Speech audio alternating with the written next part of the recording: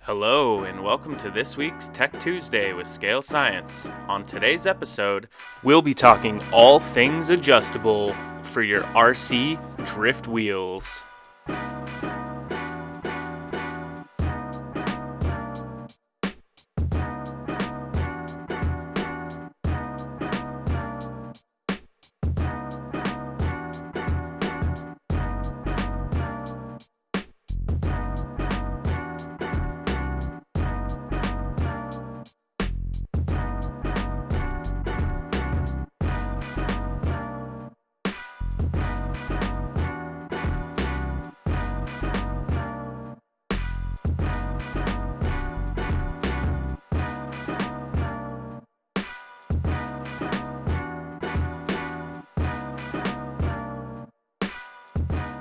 Today we'll be utilizing the DS racing wheels as well as the MST adjustable offset wheels.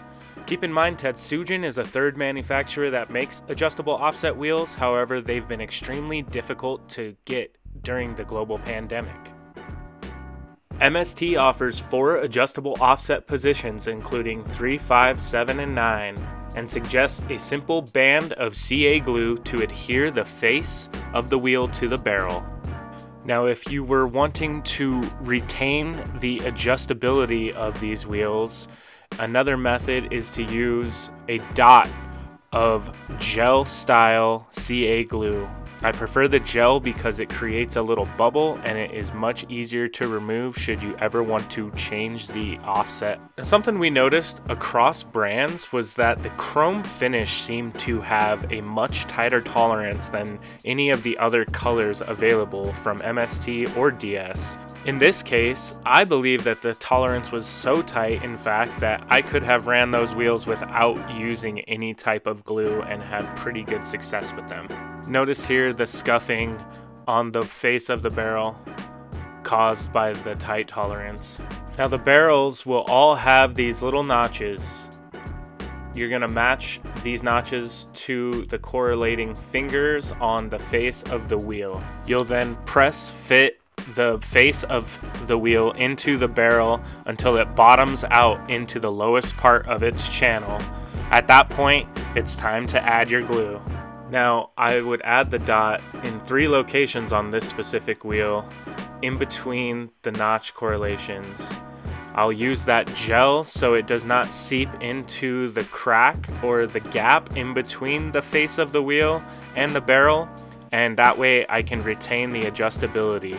I do know some people opt to use tape when keeping their wheels adjustable. However, in my experiences, I've found that it creates a high or heavy spot on the wheel, and that part of the wheel always wants to fall to the lowest point. So in certain situations when, say, on a rear axle, you might see a hop or the tire bounces off of the contact surface. And on the front axles, I've noticed the tape can actually be such a close, tight fit against some of your ball cups that it will actually grab or pinch like a brake would and lock your front wheel up, especially when deep in angle. Now DS's adjustable offset offering is extremely detailed and really nice looking. These wheels are newer to the market. They've been out for about a year. They are adding styles and customizations daily. As you can see here, another style, this one with a chrome barrel, black face, and chrome details. Now, as you can see, the barrel is 2 pieces and it utilizes hardware to combine both sections of the barrel. Now, while the hardware is an amazing part of keeping these wheels adjustable, it is also their downfall, in my opinion, because of the added weight that they put into your wheel. Now, some people's builds do utilize some unsprung weight. However, this unsprung weight is also added as rotational mass, so the rear axles are having to spin that extra weight and the front axles are having to hold that extra weight, and that can cause some inconsistencies with your suspension and your setup. As you can see, all the components of the wheels are easily separated, and that makes customizing them, either painting them or adding details to the hardware with a paint pen, much easier than on the MST barrels. So the back side of the barrel has these little teeth, or they're the male end, and those will clip into the correlating slots of the female end of the barrel. The wheel face itself also has little fingers or male components to locate them into the channels to correlate to their adjustable offsets. Just look at those details. For me, the little details are what make builds. So the fact that you can customize these hardware and give your 1/10 drifter that true scale 3-piece barreled look is really awesome. Another benefit of the DS wheels is the 5 adjustable offset positions, including 4, 6, 8, 10, and 12 millimeters, making them the widest potential wheel that you can put on your car with an adjustable offset. Now, DS does suggest using some CA glue to hold the face of the bolt insert to the face of the wheel, and they also include some highly detailed instructions on not only how to clip the wheels together, but also where to install the hardware. Pretty self-explanatory, but very nice to see. Now, these teeth are what you want to be leery of, especially on the chrome inserts, because it is a very tight fit and they can and will break. Ask me how I know. Now, we moved about 25 sets of these in about a week at our shop, and in those 25 sets we actually had 4 pairs of wheels that were short on hardware, but also had 4 pairs of wheels that had extra hardware. So, lesson learned, buy a few sets. Another suggestion when assembling these wheels would be to assemble the barrel before attempting to install the tire. If you try to assemble both sides into the tire, the plastic actually does not have enough grabbing force with the threads of the hardware and will strip out.